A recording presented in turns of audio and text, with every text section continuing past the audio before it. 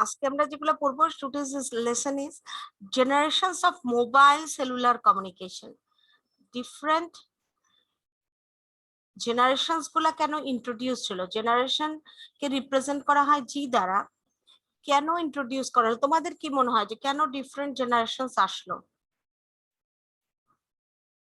What do you think? আমি স্পিডের জন্য, আপডেটের জন্য। আপডেটের জন্য? কি আপডেটের দরকার কি? ম্যাম আমি বলবো। বলো। ম্যাম জেনারেশন আসার কারণ হচ্ছে ম্যাম সাবস্ক্রাইবার ইনক্রিজিং ডিমান্ড বাড়তেই আছে। Very good, very good. সাবস্ক্রাইবারের ডিমান্ড বাড়ার জন্য।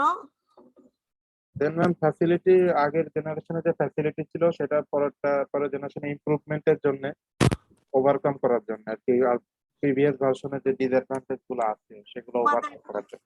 তোমাদের ক্লাসে 66 এ কি ফুটবল বেশি জনপ্রিয় না ক্রিকেট বেশি জনপ্রিয়? ক্রিকেট। Cricket, cricket. এই তো আমি জানতাম, তবু একটা প্রশ্ন করলাম যে উপমহাদেশে ক্রিকেটের মতো জনপ্রিয়তার কিছু নাই। না ম্যাম। এখন তোমরা কি, আগে যখন প্রথম মোবাইল সেলুলার আবিষ্কার হলো, তাই না? এটা আসলে ক্রিকেট দিয়ে উদাহরণ। আমি তো যখন অফলাইন ক্লাস থাকে তখন একভাবে এটার এক্সাম্পল, অনলাইন না অফলাইন ক্লাস থাকে তখন এটাকে একভাবে এক্সাম্পল দেই। এখন তো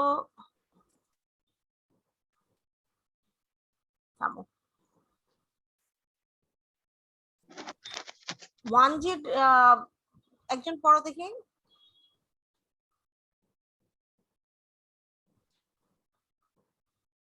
Drawbacks of 1G: poor voice quality, poor battery life, large phone size, no security, limited capacity, poor handoff, reliability.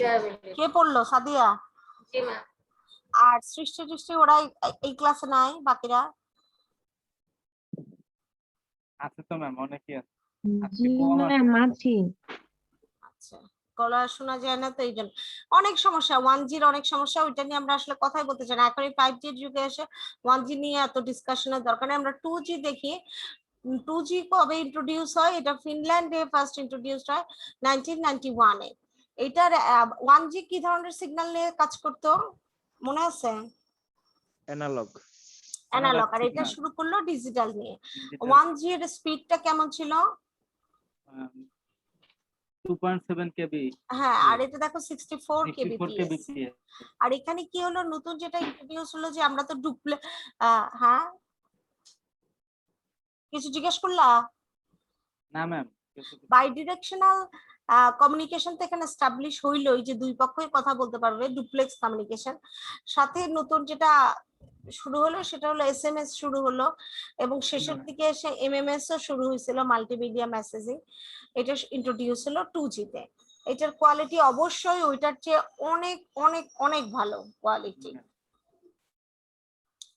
তারপরেও এটার কিছু ড্রব্যাক থেকে গেল, যেমন এটা তো নেটওয়ার্ক মানে আইপি প্রোটোকল প্রোভাইড করতো না, কভারেজ ভালো ছিল না, ডিজিটাল সিগন্যালটাও উইক ছিল কম্পারেটিভলি। মানে এখন যদি 3G এর সাথে তুলনা করো তাহলে তো ওটা অনেক উইক মনে হবে, যে সিগন্যালটা কম উইক ছিল। তখন ভালোই ছিল, তখন যে ছিল তখন ভালোই ছিল। হ্যাঁ, তার চেয়েও 3G আরো ভালো। জি ম্যাম। আর ডাটার ভিডিও নিয়ে কাজ করতে হবে। ভিডিও তো 2G তে ভিডিও ছিলই না। এমএমএস ও আসলো 2.9G এরকমই আসে, এমএমএস টা আসলো। So this are the problems related with the 2G। 1G 3G photo আমরা অনেকবার দেখে ফেলছি। ডিফারেন্স বিটুইন 2G 3G এটাও আমরা দেখে ফেলছি। সৃষ্টি ক্লাসে নাকি আসো, বলো 2G আর 3G এর পার্থক্যগুলো বলো।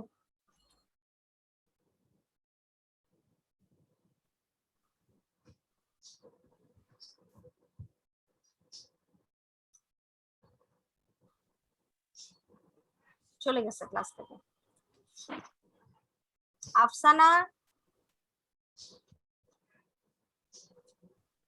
জি ম্যাম। হ্যাঁ বলো, 2G আর 3G এর কি difference between 2G and 1G? Ma'am 1G হচ্ছে ম্যাম একটা মানে একটা কান্ট্রির সাথে শুধু কথা বলা যেত। আচ্ছা,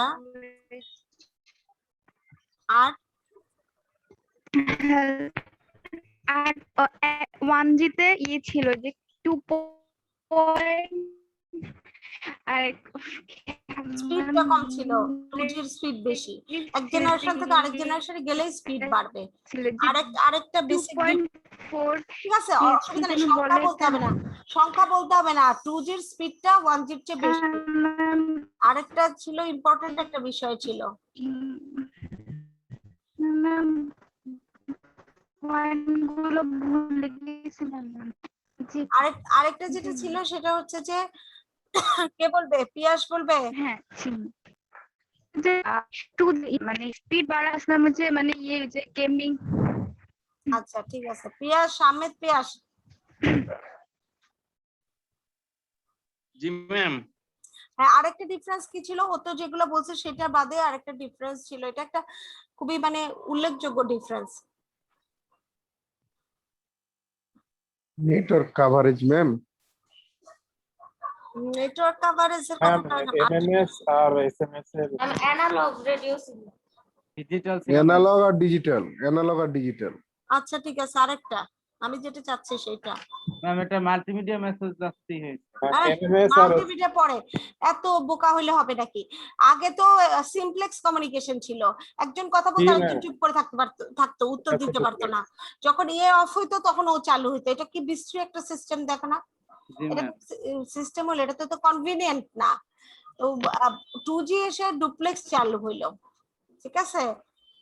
সবাই ইয়ে থাকো, ক্লাসের প্রতি রেসপন্স করো। 3G নেটওয়ার্ক চলে আসলো।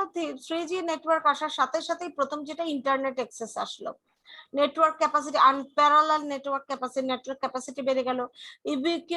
ইউবিকিউশাস মানে অলওয়েজ অন, সব সময় নেটওয়ার্ক চালু থাকবে, সব সময় ইন্টারনেট পাবা। Always on access, ability to receive live, যে কোনো জিনিস তুমি অ্যাক্সেস করতে পারবা। ইন্টারেক্টিভ ওয়েব সেশন, আমরা এই যে বসছি মোবাইল দিয়ে জুমে, ইন্টারেক্টিভ, সবাই মিলে একসাথে ইন্টারেক্টিভ আমরা সেশন করতেছি। সাইমালটেনিয়াস ভয়েস এন্ড ডাটা, এক সময় ছিল যে যখন প্রথম ইন্টারনেট চালু করার চেষ্টা করলো, ভয়েস পাঠালে ডাটা পাঠানো যায় না, ডাটা পাঠালে ভয়েস পাঠানো যায় না। না, সেরকম না, এখানে সিঙ্গেল মোবাইল দিয়েই তুমি যে অবস্থায় থাকো না কেন ডাটাও পাঠাতে পারবা, ভয়েস কথাও বলতে পারবা, আবার সেম টাইমে ডাটাও পাঠাতে পারবা।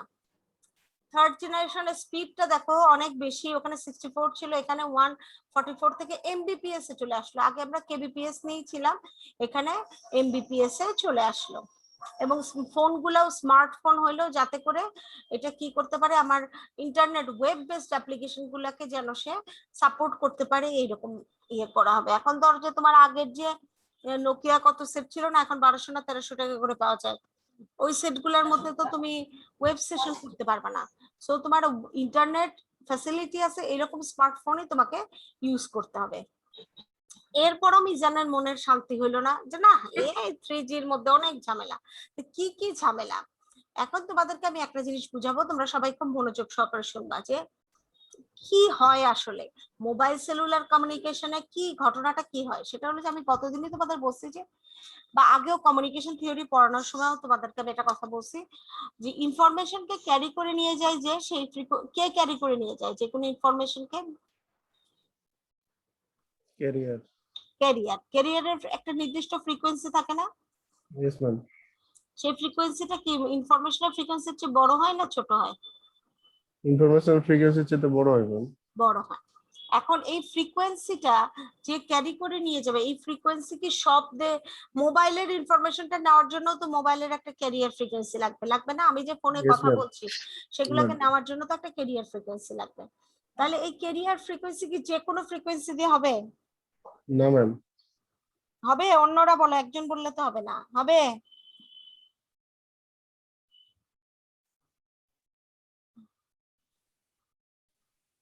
বাকিরা কি আমার কথা শুনতে পাচ্ছ? জি ম্যাম। তোমরা তো এমন ভাবে চুপ হয়ে যাও, আমি ভাবি যে এখানে মনে হয় আমার নেটওয়ার্কের সমস্যা হচ্ছে, কথা শুনতে পাচ্ছ না।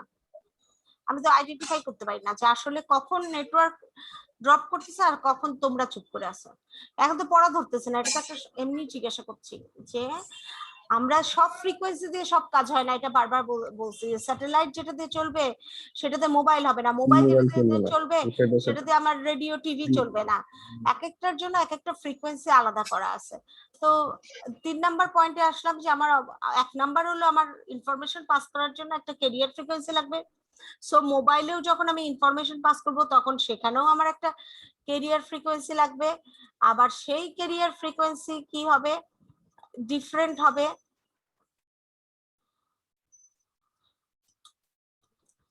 ডিফারেন্ট ক্যারিয়ার ফ্রিকোয়েন্সি লাগবে, এক একটা সিস্টেমের জন্য এক একটা ক্যারিয়ার ফ্রিকোয়েন্সি লাগে। তো আমার মোবাইলের জন্য একটা ফিক্সড ক্যারিয়ার ফ্রিকোয়েন্সি লাগবে। এখন আমার পরবর্তী প্রশ্ন হলো যে এই ক্যারিয়ার ফ্রিকোয়েন্সিটা কি মানে সব দেশের জন্য একই কিনা? না ম্যাম, সব দেশে একই না, ভিন্ন দেশে ম্যাম ভিন্ন। বিভিন্ন দেশের জন্য বিভিন্ন রকম হয়। কেন? বললাম মাইনে নিলাম, কিন্তু কেন সেটা তো আমাকে বুঝাইতে হবে, আমি কিছুই বুঝতে পারতেছি না। সিকিউরিটি সিস্টেমের ভেরি গুড, ভেরি গুড। প্রত্যেকটা দেশের প্রাইভেসি এবং সিকিউরিটি মেইনটেইনের জন্য আমার দেশের একটা ইনফরমেশন শুধু আমার দেশের ভিতরে আমি রাখতে চাই, তাহলে অবশ্যই একটা ফ্রিকোয়েন্সি।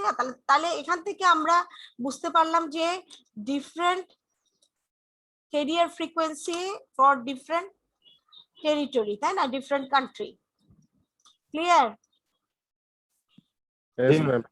এখন এইটা কিভাবে সম্ভব? এখন এই ডিফারেন্ট ডিফারেন্ট এটা কিভাবে মানে করা যাবে? তোমাদের কোনো আইডিয়া আছে কিনা বলো আমাকে, আমি তো বলবোই। এটা তো ইন্টারেক্টিভ ক্লাস হচ্ছে, এখানে তো চুপ করে থাকার কিছু নাই। যে কেন, তোমাদের কি মনে হয় যে এই ফ্রিকোয়েন্সিটা কিভাবে কি করা যায়? শুনতে পাচ্ছ? আর you getting me? Yes, ma'am, শুনতে পাইতেছি। Yes ma'am. যদি ওয়ার্ড কমিশনার ইলেকশন করা যায়, এমপি ইলেকশন করা যায়, তাহলে ফ্রিকোয়েন্সি কেন সিলেক্ট করা যাবে না? এটাই বলতে পারতেছো না যে এক একটা এলাকার জন্য কোনো কিছুর একটা বেসিসে আলাদা করে দেওয়া হয়। আমরা যেমন আমাদের এই এলাকার এই ঢাকা নর্থের দেখাশোনা কে করবে, এই জন্য আমরা একজন মেয়র সিলেকশন করলাম। তাহলে আমার কান্ট্রি একটা, বুঝতে পারছো? Yes, ma'am, পাচ্ছে।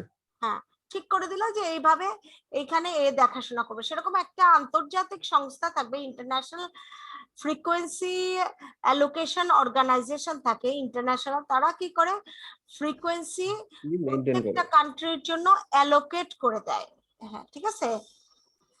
ফ্রিকোয়েন্সি ইজ অ্যালোকেটেড, একটা ফ্রিকোয়েন্সি ব্যান্ডউইথ অ্যালোকেট করে দেয়। বোঝানোর জন্য লিখে রাখতেছি, যাতে যখন এখন যেহেতু ভিডিওর সুযোগ আছে তখন তুমি যেন এটা দেখতে পারো। এই জন্য frequency bandwidth is allocated for different countries by international organisation. ঠিক আছে,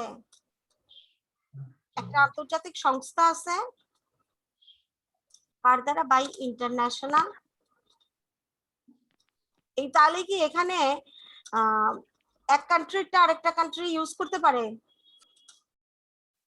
মানে না ম্যাম, পারবে না। পারবে না। তাহলে ঠিক করে দেওয়া হবে, ঠিক করে দেওয়া হবে। তাইলে যখন ঠিক করে দেওয়া হয় তখন কিভাবে এটা তোমাদের কি মনে হয় যে কিভাবে এটা, মানে ইন্ডিয়ারটা আমরা আমাদের ব্যবহৃত হচ্ছে না। মনে করো যে ইন্ডিয়ার কথা বাদ দিলাম, ইউএসএ আর রাশিয়া। ইউএসএ তো সারাদিন চেষ্টা করবে যে রাশিয়ার তথ্যগুলা বের করে নেওয়ার জন্য, কিন্তু কেন পারে না? কেন তথ্যগুলা বের হয়ে যায় না? যেগুলো হয় সেটা তো হ্যাকিং আলাদা কথা, নরমালি তো সব কথাই ইউএসএ টা রাশিয়াতে যায় না, রাশিয়ার গুলা ইউএসএ আসে না। তাহলে কেন, এটা কি হয় ব্যাপারটা? ম্যাম এখানে একটা স্পেশাল টাইপের সেল, সিলেক্টিভ সেল ইউজ করা হয়। সিলেক্টিভ কি বলো? সিলেক্টিভ সেল ম্যাম, যেটা শুধুমাত্র ওই কান্ট্রির ফ্রিকোয়েন্সিটা কভার করবে। একটু এইভাবে করে বলি, দেখো খেয়াল করো জিনিসটা, যে আমাদের ফ্রিকোয়েন্সি গুলো আদান প্রদান তো সব এন্টেনার মাধ্যমে হচ্ছে, তাই না? ফ্রিকোয়েন্সির আদান প্রদান। এখন প্রত্যেকটা কান্ট্রিতে ব্যান্ড পাস ফিল্টার যদি আমি বসাই, ব্যান্ড পাস ফিল্টার যদি এন্টেনাতে বসানো হয় যে আমার এই ফ্রিকোয়েন্সি থেকে এই ফ্রিকোয়েন্সি শুধু ইউজ করতে পারবে বাংলাদেশ, ইউজ করতে পারবে, অন্য কেউ আর এই ফ্রিকোয়েন্সি ব্যবহার করতে পারবে না। তাহলে এরকম যদি একটা এই নির্দিষ্ট ফ্রিকোয়েন্সিটাই বাইরে যাইতে পারবে, রিসিভ আমি সবই করতে পারবো, কিন্তু আমার এই ফ্রিকোয়েন্সিটা আর কেউ রিসিভ করতে পারবে না। ট্রান্সমিটের সময় একটা ফিল্টার, যেই ফ্রিকোয়েন্সি শুধু বাংলাদেশ থেকেই যেতে পারবে, এরকম যদি এন্টিনাতে আমি একটা সিলেক্টিভ ফিল্টার বসাই দিই, তাহলে আমার ফ্রিকোয়েন্সিটা তো আর কেউ রিসিভ করতে পারবে না, পারবে? না ম্যাম।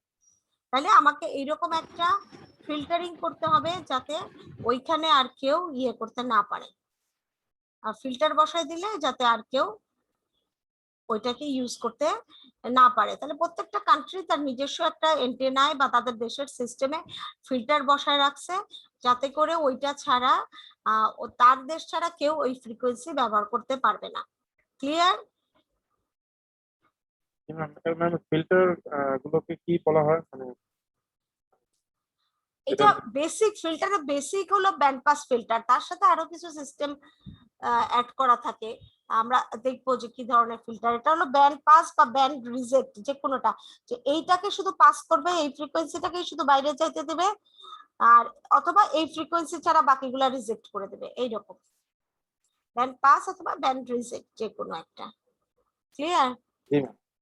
ওকে, তাইলে বাংলাদেশের জন্য একটা ফ্রিকোয়েন্সি, টোটাল যে মোবাইল সেলুলারের যে রেঞ্জটাকে ব্যবহার করা যায় মোবাইল সেলুলার ফ্রিকোয়েন্সির কমিউনিকেশনের জন্য, সেই ফ্রিকোয়েন্সিটাকে আবার ভাগ ভাগ ভাগ ভাগ করে বিভিন্ন কান্ট্রিতে দেওয়া হয়েছে। কিভাবে ভাগ করা হয় আমরা পরে পড়বো, কিন্তু মনে রাখো যে ধরো সারা পৃথিবীতে 1000 ব্যান্ডউইথ, ধরো 1000 মেগাহার্টজ, এই 1000 মেগাহার্টজ কে 200 দেশ আছে পৃথিবীতে, 200 কান্ট্রি আছে, 200 কান্ট্রিজ, তার মধ্যে ভাগ করে দেওয়া হলো।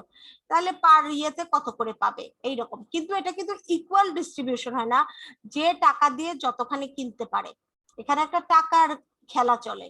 তো পোর কান্ট্রি গুলা বেশি কিনতে পারে না, কারণ এটা বাংলাদেশেই ধরো কিছুদিন আগে অনেকক্ষণ ধরে টিভিতে দেখাইছে, বাংলাদেশেই অকশনের মতো হয়, টেন্ডার বা অকশনই হয়, যে সরকার একটা ফ্রিকোয়েন্সি বিদেশ থেকে কিনে নিয়ে আসে, মনে করো যে 1000 কোটি টাকা দিয়ে একটা ফ্রিকোয়েন্সি ব্যান্ডউইথ কিনে নিয়ে আসলো, আনার পরে এই ব্যান্ডউইথটা সরকার থ্রো করে যে মোবাইল গ্রামীণ একটা অকশন হয়, তারা এই ফ্রিকোয়েন্সি প্রতি মেগাহার্টজ এত রেটে আমি দিলাম, এখন তোমরা কে নিতে চাও, তখন অকশনে দাম ওঠে। লাস্ট বার রবি আর গ্রামীণ ফোন অনেকক্ষণ ধরে প্রায় 5 ঘন্টা বেটাবেটি করতে করতে করতে করতে শেষ পর্যন্ত গ্রামীণ বেশি দাম দিয়ে কিনে নিল। তাহলে সরকারের লাভ যে, সে তো একটা অনেক টাকা, কিন্তু তার চেয়েও বেশি টাকা দিয়ে তো এরা পার মেগাহার্টজ কিনতেছে, তাই না? সরকার একটা লাভ রেখেই বলছিল, সেইটার উপরে আবার দাম দিয়ে এইটা কিনতেছে। তাহলে সরকারের টাকাটা উঠে আসে এই কোম্পানির কাছ থেকে, আর কোম্পানি যে 100 গুণ বেশি টাকা দিয়ে কিনলো, সেই টাকাটা কার কাছ থেকে তোলে? ম্যাম আমার কাছ থেকে, ম্যাম আমার কাছ থেকে। হ্যাঁ, আমাদের কাছ থেকে। আপনারা আরো বেশি সারা রাত জায়গায় জায়গায় মোবাইলিং করতে থাকেন, যাতে ওদের ভান্ড ভরি করে দিতে পারে না। ওদের এত, ধরো যে যা দিয়ে সরকার আনে তার চেয়েও 100 গুণ 50 গুণ বেশি দিয়ে তারা কেনে, তার চেয়ে আবার 200 গুণ তারা লাভ করে নেয় আমাদের মতো এইসব মানে ফুলিশ পাবলিকের জন্য। ওকে, তাইলে এইভাবে এখন এই ফ্রিকোয়েন্সি 2G, এখন যদি তুমি 2G এর ফ্রিকোয়েন্সি কিনতে যাও সেইটার যে দাম হবে, এখন যদি 3G কিনতে যাও সেইটার যে দাম হবে, আর যদি কিনতে যাও 4G যদি তুমি কিনতে যাও, তাহলে কোনটার দাম বেশি হবে? ম্যাম 4G দাম বেশি হবে অবভিয়াসলি। অবশ্যই বেশি হবে। তো সেইটাই 1 নাম্বার পয়েন্টে বলতেছে যে ইন্টারনেট প্রোটোকলের যে ফিটা হাই, 2G তে 3G তে দামটা অনেক বেশি বেড়ে গেল, ইনক্রিজ করে। এটা একটা লিমিটেশন, যে এত দাম দিয়ে সব কান্ট্রি কিনতে পারে না। তারপর লাইসেন্স করার জন্য আবার টাকা দিতে হয়, যে আমি যে এই ফ্রিকোয়েন্সিটা নিলাম এটা বাংলাদেশের নামে লাইসেন্স করা, অন্য কেউ আর এটা ব্যবহার করতে পারবে না। ইন্টারন্যাশনালি স্যাটেলাইটেও একটা ফিল্টার দিয়ে দেওয়া হয়, স্যাটেলাইট থেকেও একটা সিস্টেম করে দেওয়া হয় যে এই কান্ট্রি এই ফ্রিকোয়েন্সি ব্যবহার করতে পারবে, সে আর অন্য ফ্রিকোয়েন্সি রিসিভও করতে পারবে না। ওই ধরো আমার দেশের অনেক সাবস্ক্রাইবার বেড়ে গেল, যদি এরকম হইতো যে ফিল্টার সিস্টেম না থাকতো, তাহলে আমি কি করতাম, না কিনে ইন্ডিয়া থেকে ফ্রিকোয়েন্সি, আমার পার্শ্ববর্তী দেশ ইন্ডিয়া বলেই বলতেছি, আমি ইন্ডিয়ার কিছু ফ্রিকোয়েন্সি চুরি করে ফেললাম, ইন্ডিয়ার আবার সাবস্ক্রাইবার বেড়ে গেল, ওরা ভাবলো বাংলাদেশের কিছু ফ্রিকোয়েন্সি আমি ইউজ করে ফেলি। চুরি মানে এইটা না যে আইসা কাটিয়ে নিয়ে চলে যাবে, এখানে তো তার নাই, এটা মানে যে ওই আমাদের ফ্রিকোয়েন্সি সে ব্যবহার করা শুরু করে দিল। তো সেটা তো সম্ভব হচ্ছে না, কারণ ইন্টারন্যাশনালি একটা সিস্টেম করে দেওয়া আছে স্যাটেলাইটের, যে প্রোগ্রামিং করা আছে যে এরা শুধু এই ফ্রিকোয়েন্সি ব্যবহার করতে পারবে, এরা এটা অন্য ফ্রিকোয়েন্সি ওদের সার্ভিস প্রোভাইড, ওদের এন্টেনা দিয়ে এই ফ্রিকোয়েন্সি যাবে না। ওদের দেশের মেইন যে ফ্রিকোয়েন্সি অর্গানাইজেশন যখন ফ্রিকোয়েন্সি অ্যালট করে দেয়, সাথে সাথে তারা লাইসেন্স করে দেয়, লাইসেন্সের ফলে একটা ফিল্টার বসানো হয়ে যায় মূল কোম্পানি থেকে। এই লাইসেন্স কিনতেও আমার টাকা দরকার হয়ে থাকে। সব কান্ট্রি ফাইন্যান্সিয়ালি যদি সাপোর্ট না দিতে পারে তাহলে সব কান্ট্রি নিতেও পারে না। হেলথ এসপেক্ট দেখা যায় যে এখন যদিও হেলথ এসপেক্ট, হেলথের ব্যাপারটা, রেডিয়েশনে হেলথের সমস্যা হওয়ার ব্যাপারটা অনেক মিনিমাইজ করে নিয়ে আসছে, সেই হেলথ এসপেক্টের ব্যাপারটা থাকে। 3G 1G 2G যে 3G বললাম না, 3G ফোন সেট স্মার্টফোনের দামটা বেশি থাকে।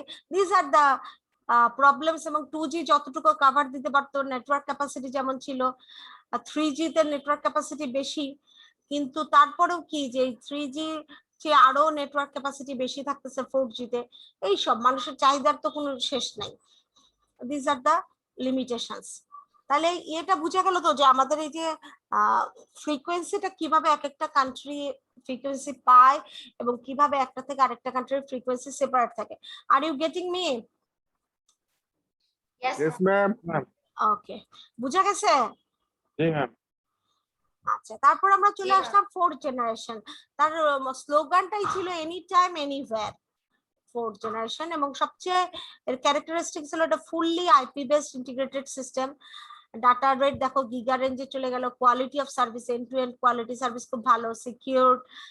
স্পিড তো একবার বলছি, আবার স্পিড লেখা হলো এখানে। এইটা ওয়াইফাই, ওয়াইম্যাক্স এগুলা কম্বিনেশন টেকনোলজিকে সাপোর্ট করতে পারে। স্পেকট্রাল এফিসিয়েন্সি মানে কি?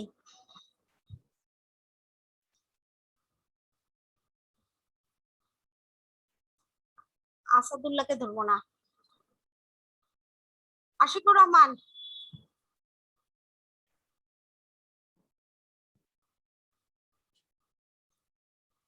তোমরা কি আমাকে শুনতে পাচ্ছ? জি ম্যাম। আশিক আছে, আশিকুর রহমান, হিশামুল, হিশামুল। Yes, ma'am. হ্যাঁ হিশামুল, আগে আমাকে 1 নম্বরে তুমি বলো যে স্পেকট্রাম কাকে বলে?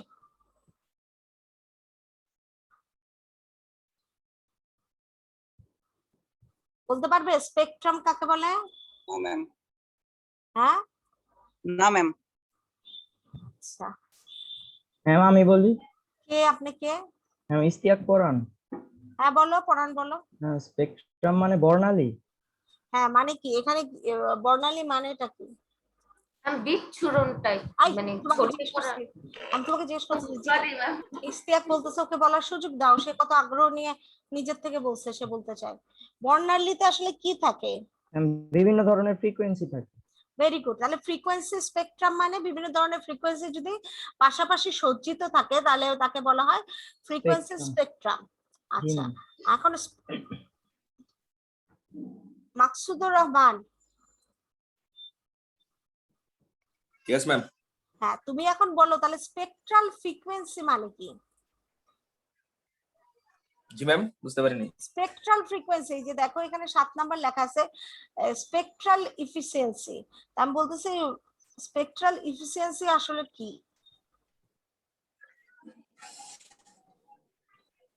ম্যাম এটা তো বলতে পারবো না, এমনি ম্যাম বুঝতেছি বর্ণালী, কিন্তু ম্যাম ব্যাখ্যা করতে পারবো না। না বর্ণালী তো বাদ দিয়ে আমরা এখন ফ্রিকোয়েন্সি স্পেকট্রামে চলে গেছি। এই পর্যন্ত বলছি বর্ণালী হলো আলোর ফ্রিকোয়েন্সি গুলার বিভিন্ন ইয়েতে ছিল। এখন আমরা যে কোনো ফ্রিকোয়েন্সি আলোর হতে পারে, আমাদের মোবাইল সেলুলারের হতে পারে, পাশাপাশি যদি ফ্রিকোয়েন্সি গুলা সজ্জিত থাকে একটা রেঞ্জ, একটা ফ্রিকোয়েন্সির নিচু থেকে উঁচু, আপার লিমিট থেকে লোয়ার লিমিট, মানে একটা ব্যান্ডউইথটা হলো ফ্রিকোয়েন্সি স্পেকট্রাম, আর শুধু একটা ফ্রিকোয়েন্সি হলো ফ্রিকোয়েন্সি।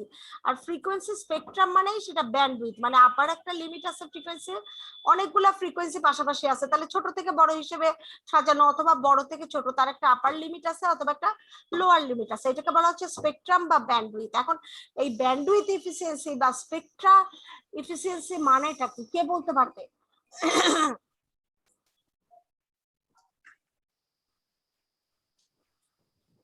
কেউ বলতে পারবে?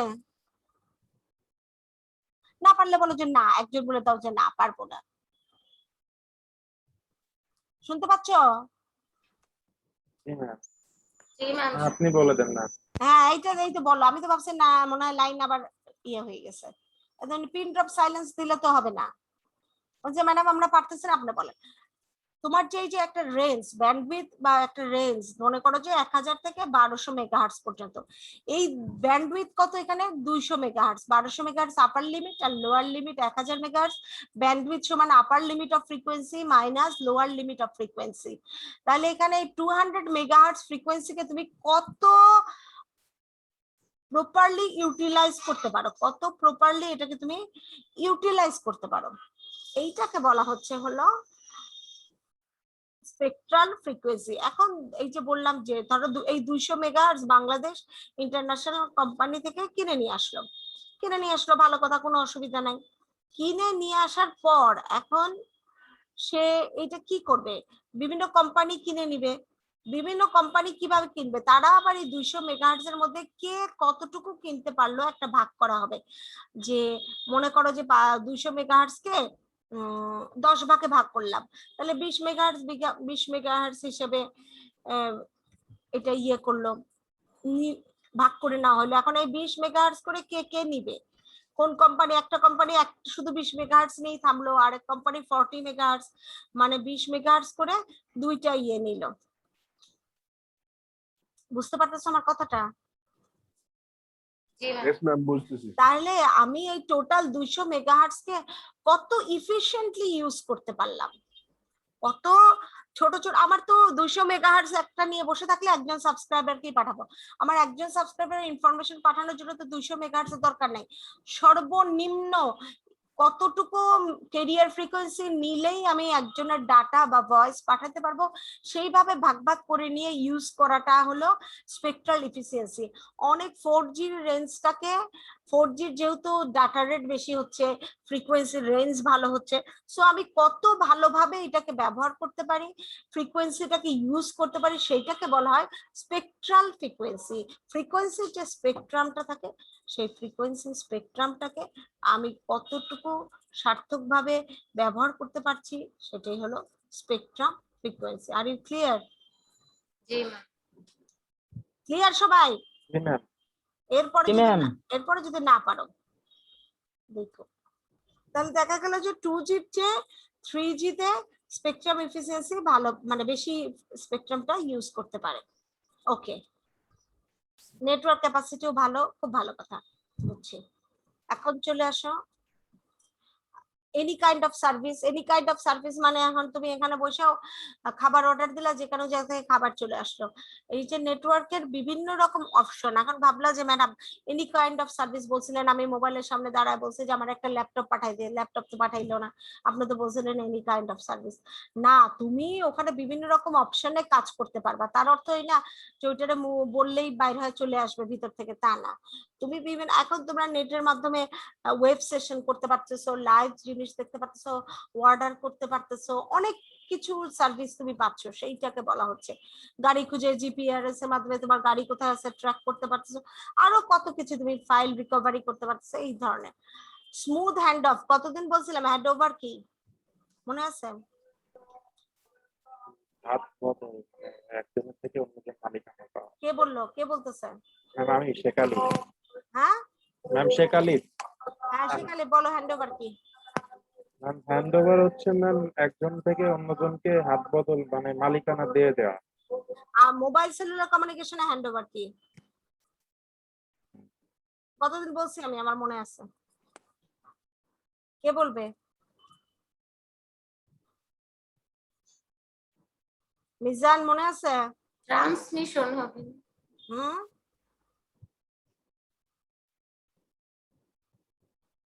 মিজান জি ম্যাম।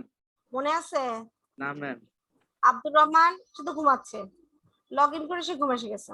না ম্যাম, ঘুমাইনি, কিন্তু আমি গত ক্লাস করতে পারি নাই, তো বলতে পারবো না। কত ক্লাসে ঘুমাই এসে গেছে না? না ম্যাম, একটু বাইরে গেছিলাম, আমাদের আম ভাঙছিল তো ম্যাম, থাকতে পারি নাই। আল হোসেন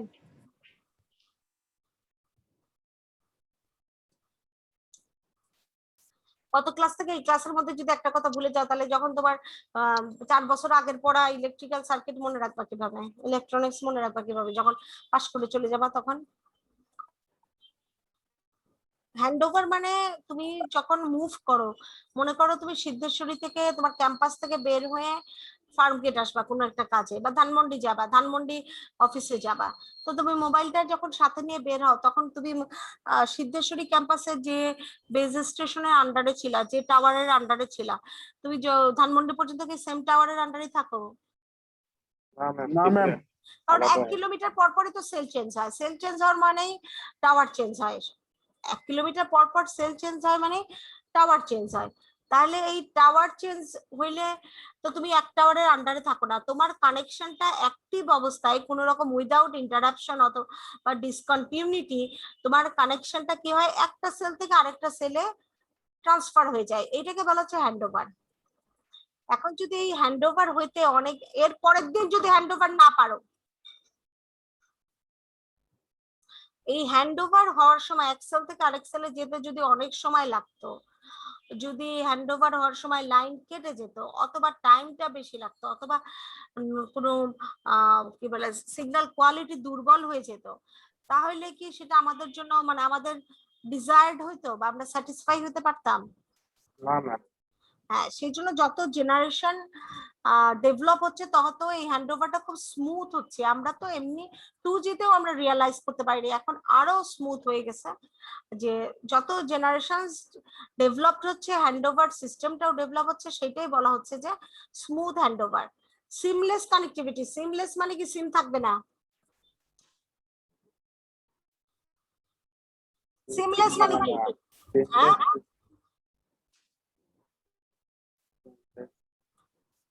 seamless মানে কি? what do you mean by seamless connectivity? কিছু একটা বলো ম্যাডাম, এইটা মনে হচ্ছে। এখানে তো ভুলভাল অ্যান্সার দেওয়ার জন্য ফাঁসি, জেল, পানিশমেন্ট, নাম্বার কাটা, জরিমানা। ওয়াইফাই টাইপের কানেকশন।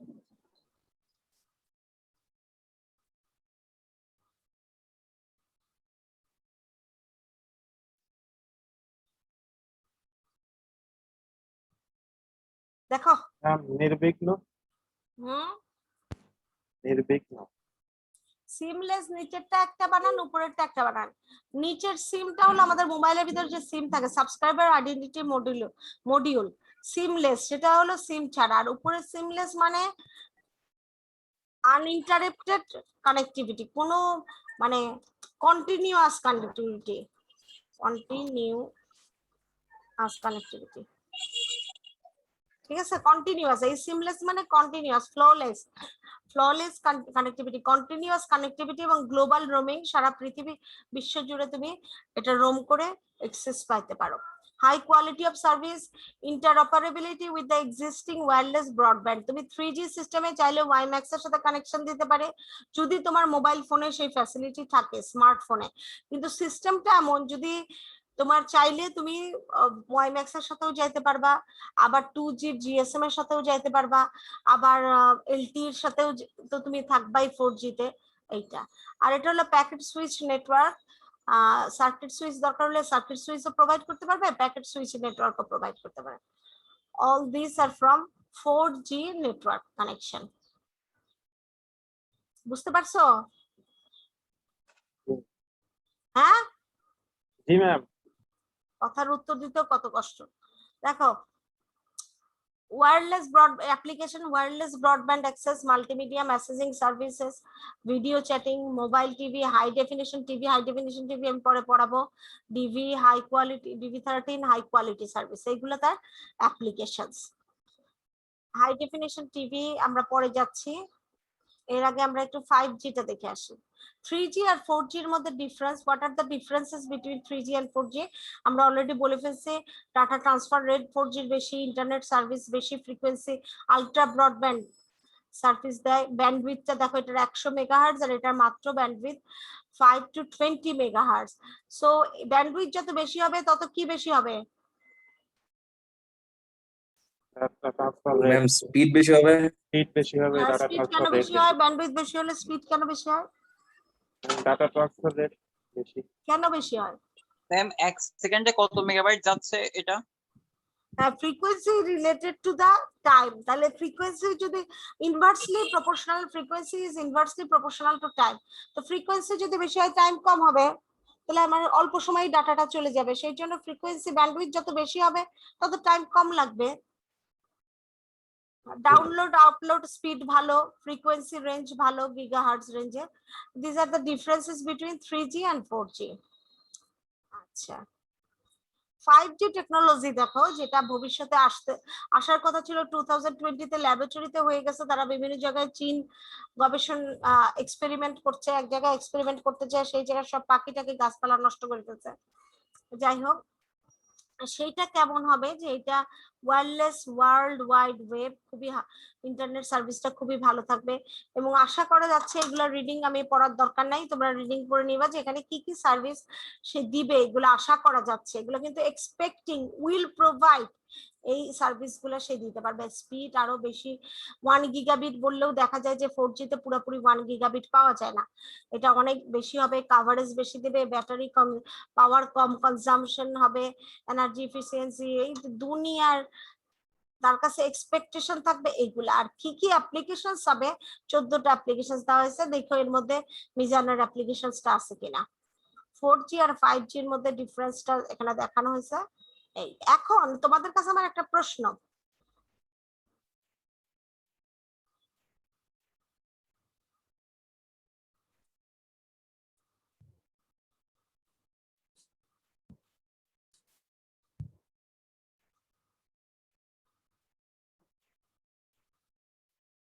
তোমার ল্যাপটপে তুমি যদি স্পিড বাড়াইতে চাও, সরি, তোমার মেমোরি যদি বাড়াতে চাও, তাহলে তোমার ধরো যা আছে সেই র্যামের ক্যাপাসিটি যা আছে সেটার চেয়ে আরো ক্যাপাসিটি বাড়াতে চাও, তাহলে তুমি কি কি করতে হবে, যে কোনো একজন অ্যান্সার করো। এটা অ্যান্সার করার মধ্যে কোনো মানে টেনশনের কিছু নাই, কথা না বলারও কিছু নাই। আর কোনো সময় আমার কোয়েশ্চেন আনসার করার সময় তোমাদের চুপ করে থাকার কিছু নেই, কারণ এটা নিয়ে আমি বকাও দেবো না, কিছুই না। একে তো তোমাদেরকে দেখতে পাচ্ছি না, ইন্টারাক্টিভ না করলে তো হবে না যে তোমরা কি শুনছো কি শুনছো না। আর তোমরা যখন আমার কোয়েশ্চেনের আনসার করবা তখন আমি বুঝতে পারবো, শুনতে পাচ্ছ আমার কথা? ম্যাম তোমরা যখন অ্যান্সার করবা তখন আমি বুঝতে পারবো যে তোমরা কি পড়াটা বুঝতে পারছো কিনা। একটা, তোমরা আদৌ এখানে আসো কিনা। 2 নাম্বার হলো তোমরা অ্যান্সার না করলে তো আমি বুঝতে পারবো না। তোমরা যদি ভুল করো আমি তখন বুঝতে পারবো যে না, এই জিনিসটাও বোঝে নাই। ক্লিয়ার? এখন আমাকে বলো যে ধরো যে তোমার ল্যাপটপের যে মেমোরি আছে, সেই মেমোরি দিয়ে তুমি স্যাটিসফাইড হচ্ছ না, তোমার আরো, আমাদের মোবাইলে হয় না, বলে যে ডাটা স্পেস কমে গেছে, এই সেই, তখন রাগ উঠে যায়। আমার মোবাইলে তো সারাক্ষণ আসে যে আপনার ডাটা কম, স্পেস, ফ্রি স্পেস নাই। তো ল্যাপটপ হোক মোবাইল হোক, যখন তোমার এই ধরনের প্রবলেম হয় তখন তোমরা কি করো? ম্যাম একটা solid state drive SSD use করতে পারি ম্যাম, আরপিএম বাড়ানোর জন্য। মানে তুমি আরো একটা অপশন দিতে পারো যে এইভাবে তার মেমোরিটা আরো বাড়ানো যায়, মেমোরি কার্ড লাগালে, অথবা আরো, তোমরা তো অনেক কিছু জানো, আমি তো অত কিছু জানি না, এইভাবে করতে পারো। ল্যাপটপে তো এসএসডি লাগানো হয়, যেন হচ্ছে ল্যাপটপের ওই কিছু অ্যাপস ওখানে রেখে দেওয়া হয়, ল্যাপটপটা ফাস্ট হচ্ছে। প্লাস আমরা হ্যাঁ ঠিক আছে, আমি এত ডিটেল জানতে চাচ্ছি না, মানে শুধু জানতে চাচ্ছি যে তুমি আরেকটা অপশন, সেটা যে কোনো অপশন হতে পারে, অপশন অ্যাড করো যাতে এটা আরেকটু মডিফাই হয়। তারপরে দেখো আমরা হোয়াটসঅ্যাপ, মেসেঞ্জার, নানান কিছু ব্যবহার করি, তখন ওরা কিছুদিন পর পরই দেয় যে আপডেট করতে চাও কিনা তুমি, তাহলে তুমি আপডেট করো যাতে তুমি নতুন নতুন আরো ফ্যাসিলিটি পাও আগে যে, তাই না? এই জন্যই তো আপডেটটা করা হয়। আপডেট করা মানে কি, বলে কি তুমি কি সিস্টেম আপডেট করতে চাও? হ্যাঁ, সিস্টেমের মধ্যে আরো কিছু মডিফাই করা হয়। এই জন্য কিন্তু আমি আর ওই মোবাইলটাও আমি ফেলাই দিই না, ল্যাপটপটাও আমি ফেলাই দিই না। আমি কি ফেলাই দিই সেটা? না ম্যাম। তাহলে আমার কিন্তু মেমোরি আগেও ছিল, এখন আমি আরো উন্নত করার জন্য আরেকটা মেমোরি এর সাথে অ্যাড করলাম। আমার হোয়াটসঅ্যাপ আগেও ছিল, হোয়াটসঅ্যাপের ভিতরে আরো কিছু নতুন সিস্টেম দিয়ে আর একটু, মানুষ আগে প্রথমে কি, মানুষ ভাত রান্না খাইতো কি একটা সিদ্ধ করে, অত মডিফাই, তারপরে দেখলো যে এত নরম প্যাতপ্যাতা আদিম যুগের মানুষের মতো, অথবা বেশি কাঁচা খাইতো, কেমন খেতে আমি তো জানি না, আমি তো আদিম যুগে নাই। তো তখন সেটার চেয়ে তারা আরেকটু অ্যাডভান্স করার জন্য একটা সুপারফাইন ভাতের সিস্টেম আনলো। সেইখান থেকে আমরা দেখলাম যে শুধু ভাত খেলে কেমন হয়, রসনা বিলাস। তখন আমরা চিন্তা করলাম যে এটাকে একটু পোলাওয়ের চাল দিয়ে পোলাও করি, সেখান থেকে খিচুড়ি থেকে বিরিয়ানির থেকে আরো ফ্রাইড রাইস, কত রকম option, what are the basic চাল আর ভাত রান্নাকে কিন্তু বাদ দিয়ে দিইনি, সেইটাকে আমরা কি করতেছে, আমি সব রকম উদাহরণ দিলাম, মোবাইল দিয়ে উদাহরণ দিলাম, ল্যাপটপ দিয়ে দিলাম, আবার শেষ পর্যন্ত ভাত খাওয়াতেও নিয়ে এসে ছেড়ে দিলাম তোমাদের। আমরা কি করলাম, আমাদের চাহিদা অনুযায়ী বেসিকটা ঠিক রেখে আপগ্রেড। তাহলে এখন দেখো যে যখন একটা জেনারেশন থেকে আরেকটা জেনারেশন আসে তখন তার কিছু সিস্টেমের আপগ্রেড করা হয়, যেমন তার এক্সেস টেকনিকের আপগ্রেড করা হয়, তার ডুপ্লেক্সিং এর আপগ্রেড করা হয়, সুইচিং সিস্টেমের আপগ্রেড করা হয়, এবং ফ্রিকোয়েন্সি রেঞ্জ যেটা ক্যারিয়ার উইডথ বা ব্যান্ড উইডথ বলা হচ্ছে সেটার আপগ্রেড করা হয়েছে। ক্লিয়ার কথাটা?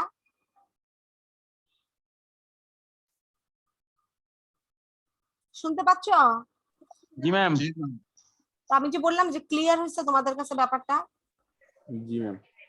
এক জেনারেশন থেকে আরেক জেনারেশনে গেলে এক্সেস টেকনিকটা আমরা ধাক্কা দিয়ে ফেলাই দিই না, এক্সেস টেকনিকই রাখবো না তা না, আমার আগে যে এক্সেস টেকনিক ছিল সেটাই থাকলো, সেটাকে জাস্ট খালি মডিফাই করে উন্নত করা। মডিফাই করলে, হ্যাঁ, এক্সেস টেকনিক কোনটা ব্যবহার করলে আমার আরো ভালো হয় সেটা আমি দেখলাম। তো প্রথমে আমি যেহেতু অ্যানালগ সিগন্যাল নিয়ে কাজ করতাম ফার্স্ট জেনারেশনে, এক্সেস টেকনিক তোমাদেরকে আমিই পড়াইছি। এখন যদি 100 কথা বলতে থাকো যে বুঝতেছি না এই সেই, তাহলে কিন্তু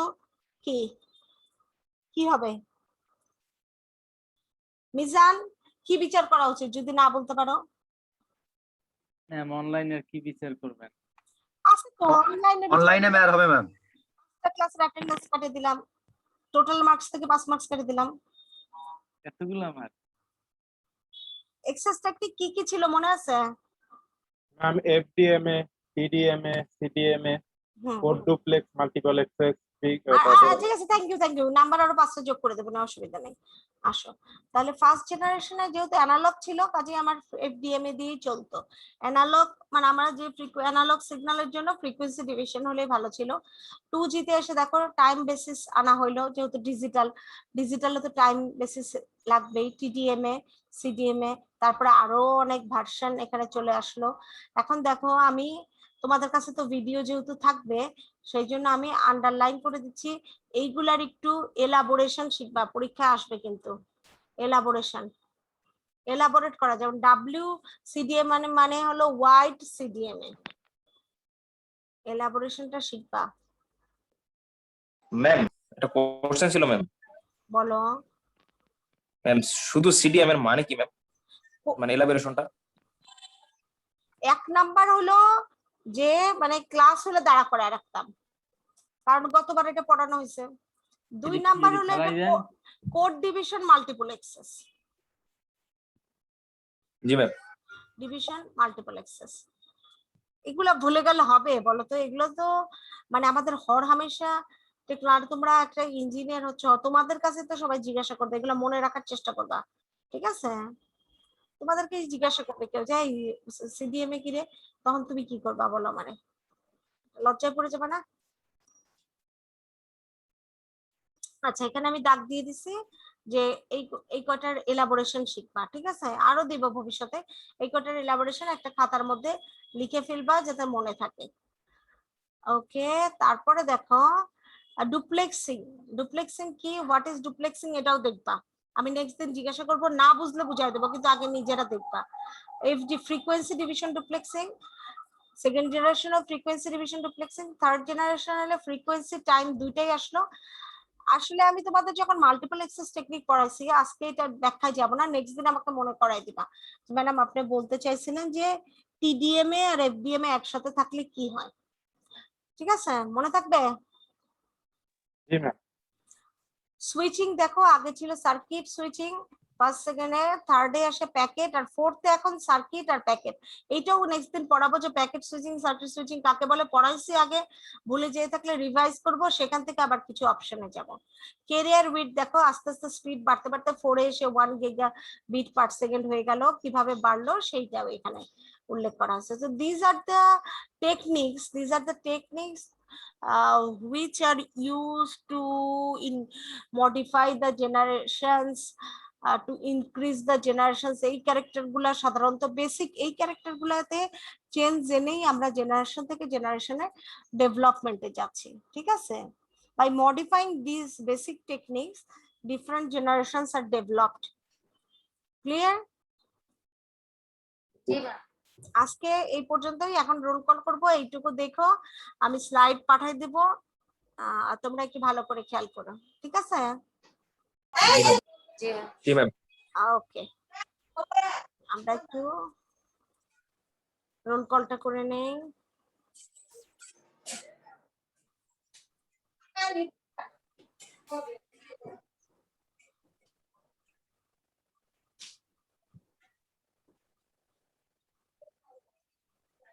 ম্যাম রেকর্ডিং অফ করে দেন।